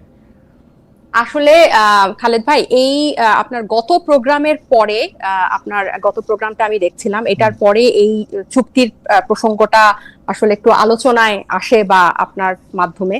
তো এটার আমি তো ডিটেলস, এটা কেন সরকার করছে না, আমি সরকারের কেউ না যে আমি এটা আপনাকে বলে দিতে পারবো, কিন্তু এই দাবিটা আমরাও তুলেছি। আপনারা দাবিটা তুলছেন, আপনাদের অনেক ধন্যবাদ। অবশ্যই অবশ্যই অবশ্যই অনেক ধন্যবাদ আপনাদের। আমি পরের যে প্রশ্নটা করতে চাই, যে সম্প্রতি আপনি ঢাকা মানে সরকার ঢাকা বিশ্ববিদ্যালয়ে ভর্তির ক্ষেত্রে জুলাই আন্দোলনে নিহত আহত পরিবারের জন্য কোটা রাখায় আপনি এটার সমালোচনা করেছেন। এখন প্রস্তাবিত বাজেটে আমরা দেখছি আয়কর মুকুফ সংক্রান্ত সুবিধা পাবেন যুদ্ধাহত মুক্তিযোদ্ধাদের পাশাপাশি জুলাই যোদ্ধারাও। এই বিষয়টা আপনি কিভাবে দেখেন? কোটার বিরুদ্ধে যে আন্দোলন, তাতে সাফল্য আসা পরে নতুন এক ধরনের কোটা, সেটাকে কিভাবে দেখছেন?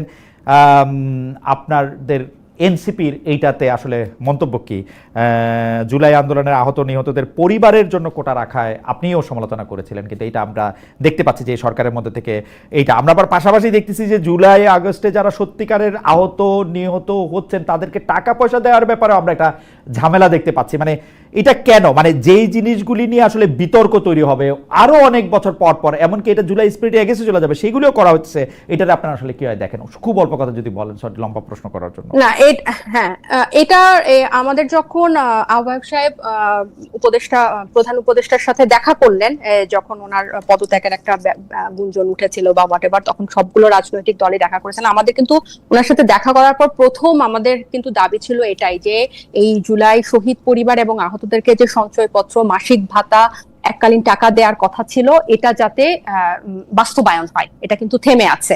এবং এই বাজেটেও কিন্তু 405 কোটি টাকা তাদেরকে বরাদ্দ করা হয়েছে, এবং গ্যাজেটভুক্ত যেসব শহীদ পরিবার আছে, আহত যারা আছে 12,000-এর মতো, তাদেরকে ফ্ল্যাট দেওয়ার কথাও বলা হয়েছে। এবং এই যে জুলাই আহত বা শহীদ, এরা কিন্তু বেশিরভাগই হচ্ছে তরুণ এবং ছাত্ররাই, এবং তাদের ভবিষ্যৎ, অনেকের কিন্তু একেবারেই কর্মক্ষমতা চলে গেছে বা আংশিক আছে।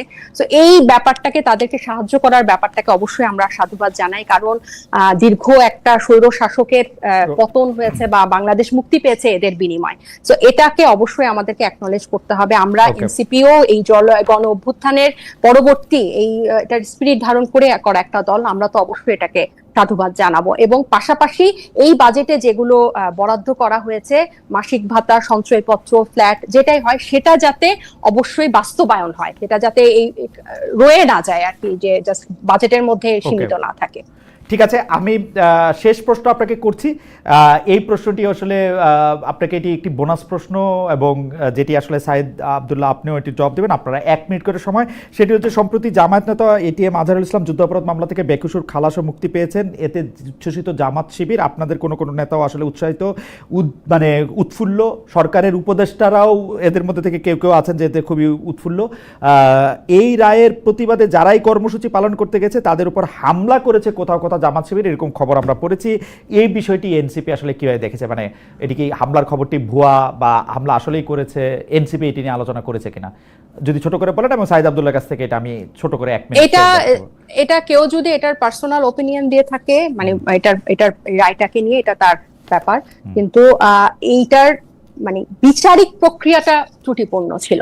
এই ট্রাইব্যুনালটাকে দলীয়করণ করার কারণে, রাজনীতিকরণ করার কারণে, এটা ত্রুটিপূর্ণ কারণে এটা তার এই রায়টা হয়েছে। কিন্তু তার মানে এই না যে যারা স্বাধীনতা বিরোধী ছিল, গণহত্যাকারীর সহযোগী ছিল, সেটাকে এটা দিয়ে আড়াল করা যায় ব্যাপারটা। জামাত মানে রায়ের প্রতিবাদে যারা কর্মসূচি পালন করেছে তাদের উপর হামলাটাকে এনসিপি কিভাবে দেখে? হামলা তো খালেদ ভাই, আমি যদি আসলে মানে কোনো হামলা, সহিংসতা, আমি পুরো অনুষ্ঠানে বলার সুযোগ পেলাম না। প্রায় একটা গ্রাফ দেখছিলাম আপনার অনুষ্ঠানে বসার আগে, প্রায় 618টা সহিংসতা, 93 জন খুন একটা বড় রাজনৈতিক দলের হয়েছে, একটা গ্রাফ দেখছিলাম, এনসিপি, বিএনপি, জামাত। তো কোনো সহিংসতাই আসলে কাম্য না, এবং মারামারি কাম্য না, কারণ সেটা এই যে দ্বিমত পোষণ বা অন্য মত বা ভিন্ন মতের কে দমন করা, বিরোধীকে দমন করা, এই কালচারটা থেকেই আসলে আমরা মুক্তি পেতে চাই। এবং এটাকে পুঁজি করেই কিন্তু, এগুলাকে বন্ধ করে, মারধর করে কিন্তু হাসিনা ওকে, আমরা এই প্রসঙ্গে একটু জনাব সাইদ আব্দুল্লাহ আপনাকে শুনতে চাই। এটি শেষ প্রসঙ্গ, আপনি যদি এক মিনিট বলেন। জি, আমার কাছে মনে হয় ক্রিমিনাল মামলার যে কোনো হিসাবটাই হলো যে আপনার বিয়ন্ড রিজনেবল ডাউট প্রুভ করতে হয়। হাসিনার সময় এই বিচারগুলো যেটা হয়েছিল খালেদ ভাই, যে প্রসিডিউরাল এরর ছিল, মানে গায়ের জোরে প্রসিডিউরাল এরর করে রাখার কারণে মামলাগুলো আলটিমেটলি যে ফলাফল হওয়ার সেটাই হয়। আমি এইটার প্রসঙ্গেই বলছি, এই জুলাই গণ অভ্যুত্থানের পরবর্তীতেও মামলাগুলা যেভাবে হচ্ছে বিভিন্ন জায়গায়, এই জায়গায় অনেক প্রসিডিউরাল ত্রুটি হবে বলেই আমার একটা অনুমান। ওই জায়গা থেকে শিক্ষা নিয়ে আমাদের যেটা করা উচিত, অফেন্স যেটা হচ্ছে, অফেন্সকে বিয়ন্ড রিজনেবল ডাউট যদি প্রুভ করতে হয়, মামলা যেন তেন ভাবে করে দেওয়া, যেন তেন ভাবে জোর করে এই শাস্তিটাই দিতে হবে, ওইটা করতে গিয়ে প্রসিডিউরাল এরর করা, এই জায়গাটা করা উচিত না। যেটা 2013 সালের রায় বলেন, সময় বলেন, এগুলা হয়েছিল। অফেন্স কি সেটা আলাদা ব্যাপার, রায়ের তো প্রসিডিউরাল ব্যাপারটা আলাদা। 2 নম্বর ব্যাপার বলে, এটাকে কেন্দ্র করে কেউ যদি প্রতিবাদ করে, তাদের যদি এইভাবে হামলার শিকার হইতে হয়, কোনো কিছু করতে হয়, এটা দুর্ভাগ্যজনক। এটা প্রত্যেকটা রাজনৈতিক দলের ক্ষেত্রে আমি যেটা মনে করি, বিএনপি, জামাত, এনসিপি, বাম, ডান, সবার জন্য সামনের দিনের বাংলাদেশে এই হাতাহাতি, মারামারি, কেউ একটা মতামত দিল তাকে যে মারতে হবে, ধরতে হবে, এইটা থাকা উচিত না। আমি 1 মিনিট সময় নিয়েছিলাম, জাস্ট একটা প্রসঙ্গ আমি মনে করেছিলাম যে আপনি ওই যে আর্টিকেল 70 নিয়ে যখন কথা বলছিলেন, আবার আপনি ব্যাক করতে চেয়েছিলেন, যেহেতু শেষই হয়ে যাচ্ছে, জাস্ট আমি একটা কথা বলে শেষ করে দেই। ওই জায়গার ক্ষেত্রে যে সব আইনেই যে মত প্রকাশ করার জায়গায় থাকলো না, ব্যাপারটা তো এইরকম না। লাইক এমন হতে পারে তো ধর্ষণের সর্বোচ্চ শাস্তি মৃত্যুদণ্ড নাকি যাবজ্জীবন কারাদণ্ড, এইটা নিয়ে আমাদের সংসদে একটা প্রাণবন্ত ডিবেট হইতেই পারে। সেই ক্ষেত্রে মেম্বার অফ পার্লামেন্ট যারা আছে প্রাণ খুলে কথা বলতেই পারে। একটা সময় ছিল যে রাজনৈতিক দল একটা স্ট্যান্ড নিয়ে নিল যে রাজনৈতিক দল এই আইনটা করতে চাচ্ছে যে ধর্ষণের সাজা মৃত্যুদণ্ডই হবে। আর্টিকেল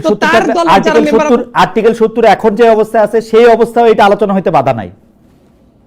আমি ওইটাই, আপনি যেভাবে বলছিলেন যে আসলে কোনো কিছুই করা সম্ভব না, আমি ওইটাই বলছি না, যে এটা আমার অনেক কাছে কোনো কিছু আলোচনা মিনই হইতে করে পারে। না, এটা আমার কাছে কেন মিন করে না? না, আপনি অনেক কিছু- আপনি যখন জি, এটার জি, মধ্যে জি। থেকে আসলে এটা আইন করবেন, আপনি ভোটটা দিতে পারবেন আইনের পক্ষে বা বিপক্ষে, আপনি কথাই কইতে পারবেন শুধু, আপনি দাঁড়ায়া সুন্দর সুন্দর করে কথা কইতে পারবেন, অথবা ওই যে আমি মমতাজ আমার প্রিয় শিল্পী তার গানের কথা কইতেছিলাম, ওই গান আপনি গানটাই গাইতে পারবেন, আর কিছু করতে গান পারবেন না। না, গান বললে আমি গান মনে বললে করি তো বাংলাদেশের বিরোধিতা করা সংবিধানে যদি প্রথম পরিবর্তনটা করতে হয় সেটা হচ্ছে আর্টিকেল 70 রিপিল করা, এবং কোন ইফ এবং পুরোপুরি বাদ repeal ছাড়া, করার পক্ষে কোন ইফ না, এবং বাদ পুরোপুরি- ছাড়া। বাংলাদেশের আমিও মনে করি এইটা ব্যাপকভাবে সংশোধন করা উচিত। এটা আমি নতুন বলছি না না, খালেদ ভাই, সংশোধন অনেক না, আগে থেকে এটা নিয়ে বাদ, আলোচনা করছি। আর্টিকেল 70 এটা এর কিছু পুরোপুরি থাকবে বাদ না। দিলে, এইটা পুরোপুরি বাদ দিলে এই সাবকন্টিনেন্টাল ভিউয়ে কোন না, এটা আপনার সরকার এইটা আপনার ঠিকমতো এইটা আপনার stability আসা এটা আপনার মুশকিল আছে কলোনিয়াল খালেদ ভাই। মানসিকতার ভিউ, যে সাবকন্টিনেন্টের মানুষরা আলাদা রকম মানুষ। খালেদ ভাই বাংলাদেশের বাস্তবতাটাকে আমরা যদি না বুঝি বাংলাদেশের বাস্তবতা তো আপনি, করলেন সাইদ আব্দুল্লাহ, আপনি বাংলাদেশের কেন? বাস্তবতা। বাংলাদেশের বাস্তবতা প্রত্যেকেই খালেদ ভাই, এই জায়গায় পাকিস্তানের মতো তো একটা সরকার যদি 5 বছর ধরে তাহলে ফাংশন না করতে পারে, সেই বাস্তবতা আমাদের এই সাবকন্টিনেন্টে আছে। এইটার যে কেন একটা রেস্ট্রিকশন দেওয়া হয়, এটার প্র্যাকটিক্যাল গ্রাউন্ডটা আছে, এবং আমার ব্যক্তিগত অভিমত হলো আমারও মনে হয় আপনি, ওই পার্টিকুলার জায়গাগুলো বাদ দিয়ে এটা ঠিক আছে, আমার মনে হয় যে অবশ্যই member of the আমার মনে হয় যে parliament-এর আমরা দেওয়া উচিত। একটু আর্লি ঈদ মোবারক জানিয়ে দর্শকদের এবং আপনাদের দুজনকে অনেক অনেক অনেক ধন্যবাদ জানিয়ে, যে কারণ আপনারা খুবই প্রাণবন্তভাবে অনেকগুলি আলোচনায়, মানে অনেকগুলি বিষয়ের আলোচনায় আপনারা অংশ নিয়েছেন।